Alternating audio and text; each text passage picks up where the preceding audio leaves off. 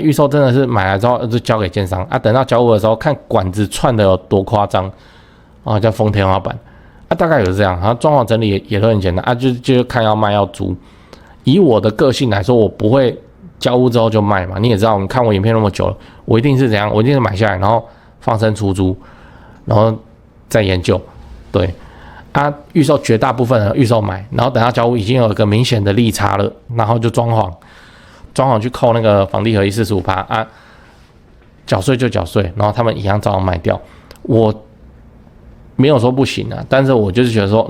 这个是不是哪边不对？你都愿意等这个预售期的房子了，然后等到有一个利差啊，你就为了一点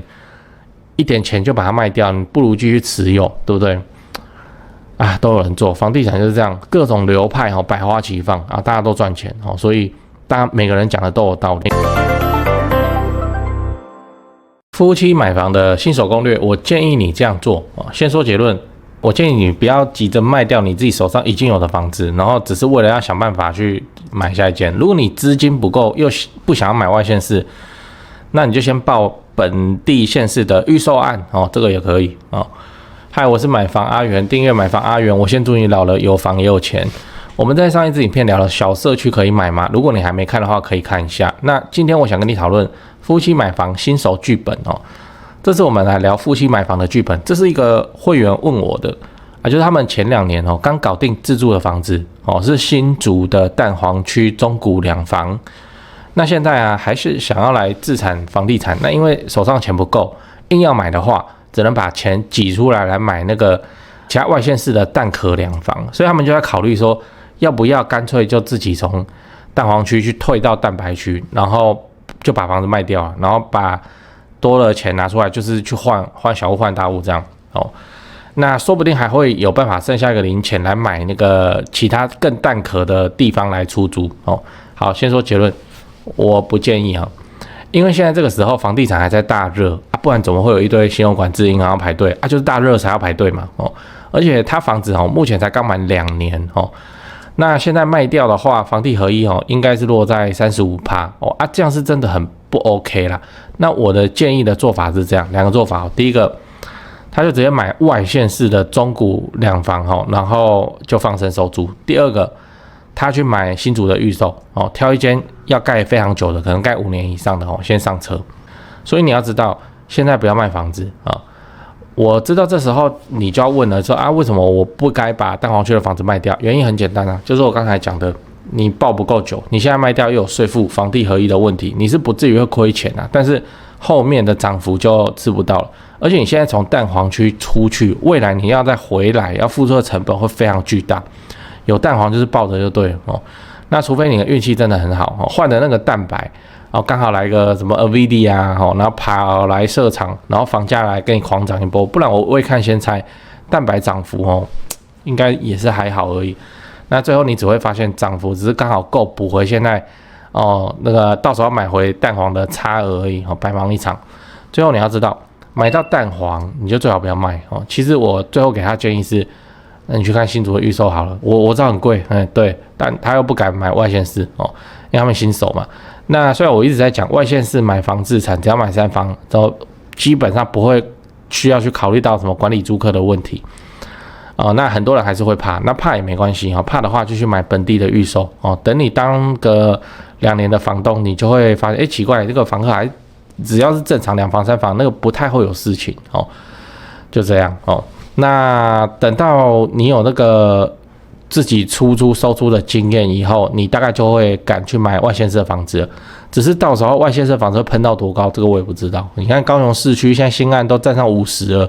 ，50呢，50对我们台北人来讲还可以啦那我们都觉得说，高雄怎么没那么贵？你想想看，对高雄本地人来说，这件事有多绝望？我小时候还多少？怎么现在变这样？那怎么办呢？就房地产在涨就是这样，很无情的。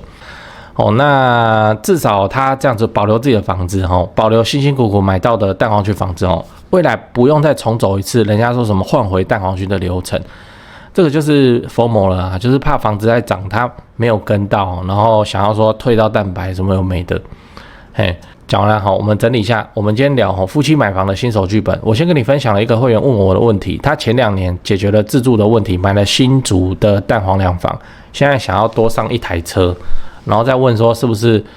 需要他从蛋黄退到蛋白然后怎样我给他的建议是不要，重点就是他的蛋黄不要卖，因为税负的问题还没到5年，现在卖掉很不划算。那未来他想要再挤回去的话，这个挤回同样一个蛋黄会花的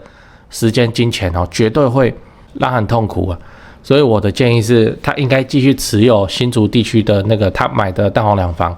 然后考虑外县市的中古屋或是新竹的预售屋那如果你会担心当外县市房东需要跑来跑去的话，那你就买预售嘛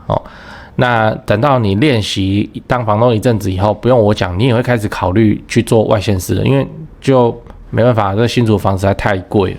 我都会先讲不然怕忘记。那个，我先跟你分享一个我最近在做的玩具买房阿元高雄地图，这个是我做好玩的啦。你也知道我现在都住高雄嘛，没事我都跑来跑去吃吃喝喝这样，索性我就把这些 YouTube 有推荐好吃的跟好玩的都在地图上标一标真的我平常没事我也是看一下人家拍高雄美食在讲哪些店，我就去吃这样然后顺便把我做的重大建设功课我也给它写上去。如果你放假要来高雄玩，或是来高雄看房子都可以来看这张地图，那就可以看一下附近有什么好吃的或是有哪些重大建设。你如果想要看这张地图的话，你就扫一下这个 QR code， 或是点开资讯栏的连结就会看到了。你也可以在 LINE 传给别人那记得要用浏览器打开不要导引到它的 Google Map 上。Google Map 这个 App 打开后的问题，就用浏览器看就好了那顺便再推荐一下高雄自产的房仲店，我自己是都找高雄台湾房屋美术之星店，我的房子都是他们帮我处理的超过10年了。除了一般的买跟卖以外还有其他有的没的帮忙整理装潢拉租金或是出租找租客代租代管他们都能帮忙真的我们合作很久了我跟他说好一个行情价基本上都是可以卖到这个行情价格稍微往上一点点，速度蛮快的。没事他也不会一直来就打扰我们这样，我是真的很信任他们我现在的买卖持续都还是跟他们做所以你有房子，高雄房子你要买或者你要卖你要装潢什么的，那你就加台湾房屋美术之星的 LINE说你是阿元的观众那助理他们就会好好的去服务你。我自己也有加他们平常也会 po 房子嘛，我跟你都是看一样的房子真心推荐。现在就加台湾房屋美术之星的 LINE， 小老鼠 go， 小老鼠5个 go，记得说是阿元观众那我也知道台北人虽然很多都跑来高雄买房子，可是台北人其实更钟情于自产台北一堆人问我有没有推荐的台北房仲，这是只能抬出我的前辈了来这个 LINE 小老鼠 buy 台北小老鼠 BUYTAIPEI 小老鼠买台北。台北市、新北市他们都有服务新北很远远到淡水他们都有服务的，买或卖都 OK。这位前辈也是很厉害只要是台北相关我有不懂的重大建设或工程进度，我也是都问他。他在地产圈也是很有名主要服务高资产族群。但先说前提你要自产台北市，你实力就要够，这个是全台湾最顶级的巅峰战场自备要大概500以上吧，这就是常态。好啦，台北跟高雄我最推荐的房仲我都跟你讲了那现在就加他们的 LINE平常没事的时候就看一看他们 po 的自产物件。我是买房阿元，订阅买房阿元，我先祝你老了有房有钱讲八卦就我是买房阿元我都做中古的我怎么在讲预售也不是什么接到建商要推预售的业配或什么，不是，而是就政令就现在就是这样你第2屋5成你第3屋现在是3成对那你预售的话远期预售你中间有时间腾挪就是政令所以我都不知道这个打房到底是怎么样这一切的利多都指向建商就这样。那个买预售这件事情就分享一下，这也不是我在讲而已，而是一堆买房 YouTuber 帅过头，装修小五郎，什么蒋哥，还有谁安娜还有谁，好，反正其实我们大家都知道，就是建商你买建商的预售，他一定让你赚钱一定让你赚钱。我想一定好像很武断但基本上是可以这样认为。你要找出那个1/1000几率赔钱，那一定找得到哦。但是我说很高几率赚钱，是因为如果这个建商他盖了一个案子，好，然后卖人家预售，然后人家到时候要交屋的时候，你没有让人家涨价，人家会不交屋，很恐怖的事情。这对建商来说，哦，是直接是灭顶之灾，人家是不交屋的，不交屋他就没办法去冲贷款，他就没办法就掉了一下就掉哦。然后人家不交屋的做法哦是怎么样啊？就是他钱就不继续缴了，然后他就来跟你告，那一告又1年半载的事情哦，那就变成说他这个房子卖房子已经卖掉了哦，然后卖掉钱又拿不回来哦，然后金额很大。如果他没有去做出那个涨价的阶梯的话哦，来你想想看，建商假设他盖了，我乱讲哦，128户，好，这个数字很多那个社区都这样嘛。假设他盖了128户，好，那如果有正常涨价，只要有涨价就好了哦，那很少也没关系，那个就叫有涨价。当然啦，你有涨价，人家就会交屋了啦，你不要就持平或是下跌，那这样人家不跟你交屋。你自己想想看128户，如果到时候发生了下跌的情况，不用多50户来跟他不交屋就好。你看他这个案子怎么办？现在的房子那么贵呢，128户一间我们都算1000万就好了一定以上的嘛，一间都算1000万的话，你自己看这已经卡多少钱在里面，然后一半冲不回来，这建商会倒的呢所以好啦，新复发元雄可能不会啦，因为他就一个案子这样而已嘛那还有其他的案子跟股票市场在撑应该好。那中型建商他们会倒的呢，所以他们一定要怎样？一定会帮你拉价我是建商，我也只能这样子做。那你说你预售的涨幅有没有道理？没有什么道理啊，就跟你说下个礼拜1坪要涨2万，就这样了他是要炒作房价吗？不是，他是要干嘛？他是要防止不交屋的状况出现，灭顶之灾的状况出现。那就变成说各项权衡以后只能这样子做还是那个思考，没有谁是绝对的好人，也没有谁是绝对的坏人。你说建商就是坏人吗？他弄不好他也会真的是翻车翻船呢，他真的是妻离子散，很危险的事情。所以为什么大家那么勇于买预售？因为建商会拉价你买了之后就是等建商通知，下个礼拜1坪涨2万就这样给它涨上去了为什么不知道就这样。为什么只有让买预售的人持有出一段利润以后，他们才会甘愿交屋，他们甘愿交屋，建商的钱才回得来。建商的钱才回得来，他才活得下来，然后跟他才有能力去推下一个案就是这样。所以这就造就了台湾近年来大概近10年来的不动产神话，就是说买预售会涨价的这件事情。当然啦，他就是负责到你交屋交屋之后的2-3年，管委会还是建商的。因为你们一开始你们选不出来，大家都在装潢那等到建商撤场之后就不关他的事只有到那个时候建商才认为，我认为这样才算真正的安全下庄就是把那个钱都交接给新的管委会我认为是这样当然你以后社区公社有什么要修补，你叫原本建商的公务来做，他们也是愿意但是安全下车，我个人会认为是这样。不然你一交屋漏水保固期间之内建商就跑那他下一个案子会不好卖。好，就是这样。所以你看盖房子那么久，然后又要顾你交屋以后的几年之内，建商真的也是很硬。我们大家都看他赚钱，只看狼吃肉，没看狼挨打。如果他不拉价多少就卖多少，好，就慢慢卖，然后等到要交屋的时候赔钱了，这些买预售的人也不是什么好人，我告诉你，你以为嘞？这些买预售，没涨价，我放着，我给他告就这样，大家就这样建商跟他买回去或什么的东西就会要跑出来了。对大家买预售拼的就是建商只能够涨价的这件事情。你说这件事情正义吗？你说这件事情公平吗？你说这件事情怎么样就一样，这真实世界就是混沌的建商也不想要这样他想要的是什么？想要的是就一直盖，一直有案可以推他这辈子就盖房子，这样就好了。他也不想要盖一个超贵然后自己扛起来超累，然后被人家骂又怎样。那个投资客也是他期望的是什么？期望的是就一案一案都顺利的推进下一案，然后他可以一直换。他投资客要的是这个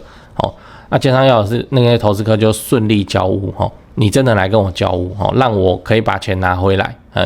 在这个条件之下都还可以讨论哦，所以会有出现很多嘛，什么建商贷啊这种东西，它就是求的就是一个顺利交屋。那顺利交屋有一个大前提，就是这个房子要是赚钱的，他不要说他预售的时候买1000，等到他交屋的时候剩850，是你交不交屋？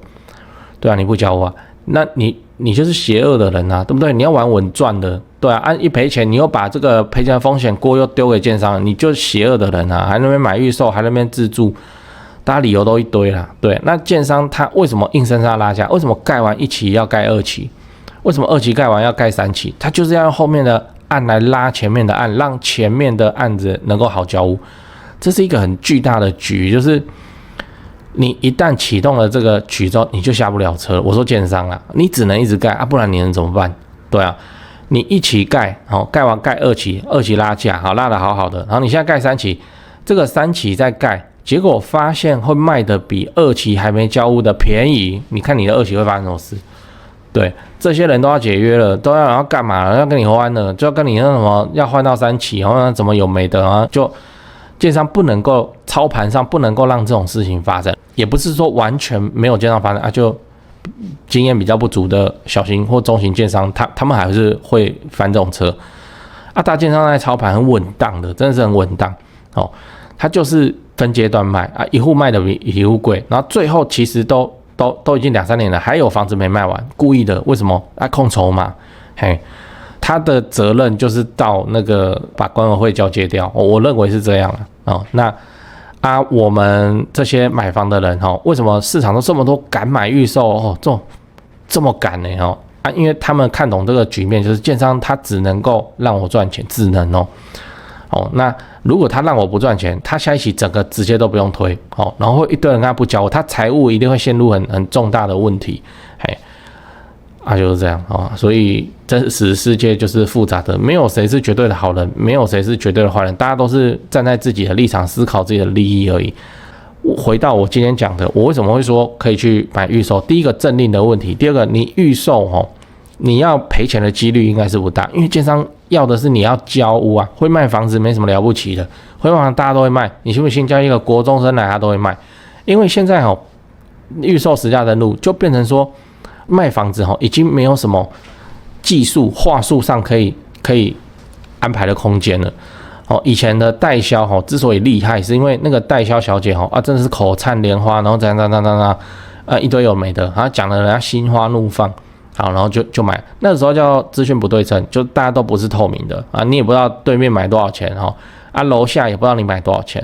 所以在这种时候，代销有其存在的必要性，因为它可以去做出就比较有钱的客户，他可以赚比较多的钱，其实房子都是差不多的东西。可是现在因为预售实价登录清清楚楚，你没看现在代销也不好做嘛建商很多建商自己跳下来做代销反正就这样就不二价预售实价登录你也看得到。你顶多来跟我凹行李箱，就这样，所以现在基本上是只要你想买那个放一个国中生都会卖了，那不需要再去那些话术或是什么的事情，真的现在的建商其实很诚实价钱就写在这边还能怎样？不能怎样然后演戏也没什么好演的，因为都会被预售实价登录上去，所以他只能被逼着不只是一案比一案高，它是一户比一户还高，它只能这样，然后会留一些筹码来比较好的户型方型那日后实价都刷上去才合理嘛，就是你不要他妈刷一个2楼很高，屁那就是高楼层有景观慢慢让子弹留着慢慢打，然后来让这整个大家银行建价都见得到来让它安全的交屋安全的交屋之后，让它的资金安全的回笼那时候还不敢松一口气，因为之后还会漏水保固什么有没的，就这样那他也不可能等3年都不做事，然后才去推下个案，这中间要推案了这个建商这个东西真的是蛮恐怖的，一旦你启动你就停不下来，你只能被逼着一直往前进那过去是因为台湾房地产的景气不错，所以造成大家建商都会就一起出现，但是又因为政令消灭掉一大堆中小型建商。土建农的限制就变成现在说大建商，你不能讲要群魔乱舞你没有大建商来供应新的房子大家是怎样？大家每年这好几百万户屋龄就加1，每年加1，加到50几，没有新的房子，这不对所以建商就是这样买预售的赚钱的原理跟根基在这里在这整个局面，而不是说这个房子怎样，然后那个高楼层有景观安诺。所以买预售是一条相对稳健跟安全的路已经变成这样很早就有投资客看懂了，所以他们都去毛起来去做预售，只是现在自从那个不得转约以后他们做起来也蛮谨慎的，就这样。建商要的是你好好交屋，不是说他要削多少钱，真的不是那你要的是就很简单的赚钱这件事情那一旦不让你赚到钱，你也会变成坏人，你就会搞一些动作给建商去处理，对，那烂摊子。所以就这样了回到我们今天影片，手上有蛋黄区房子，你干嘛卖？真的，你现在不是卖蛋黄的时候现在就还在现代就是在抢房子的时候，等看你要等到房价腰斩不可能房价腰斩那些放生出租投报率会直接变成现在的2倍，还不到2倍就被包租公扫掉了这个我之前也有讲总之，那你就买预售看看吧，预售有问题但是它已经是相对安全稳健的路了。我没有在帮建商业配或者是怎么样，我只是在讲说预售的市场生态就是长这个样子。然后以这件事情来说，没有什么可以插手跟干预的地方，就是说基本上你预售要卖多少，那个是建商决定的，不像我们中古我们中古门槛比较高，没有错，你只要有头期，只要有整理的钱，可是那东西我们都可控就不然我们1生5亿去买个什么事情都不用做预售，好像就有点浪费嘛那因为政令的关系，我开始也要考虑跟看那些预售，发现预售还真简单真简单，真他妈的简单。这个我们中古对比起来，哇，这每一个都是个案，每一个都很难处理预售真的是买来之后就交给建商等到交屋的时候，看管子串的有多夸张叫封天花板大概有这样。然后装潢整理也都很简单就看要卖要租。以我的个性来说，我不会交屋之后就卖嘛，你也知道，你看我影片那么久了，我一定是怎样，我一定是买下来，然后放生出租，然后再研究。对预售绝大部分的预售买，然后等到交屋已经有一个明显的利差了，然后就装潢去扣那个房地合一45%缴税就缴税，然后他们一样照样卖掉。我没有说不行但是我就是觉得说这个是不是哪边不对，你都愿意等这个预售期的房子了，然后等到有一个利差你就为了一点钱就把它卖掉，你不如继续持有，对不对都有人做，房地产就是这样，各种流派百花齐放大家都赚钱所以大家每个人讲的都有道理，我有道理我过去这么顺利所以我讲的我很负责任那别人有道理别人也很顺利人家就是买预售，然后就等到交屋之后他就卖掉他也有他的道理那大家都有道理你就选一个你听得进去的你自己愿意去付出行动的，你就自己上车吧，或是你去开宗立派，创出独属于你自己的流派，也没有不行也没有不行。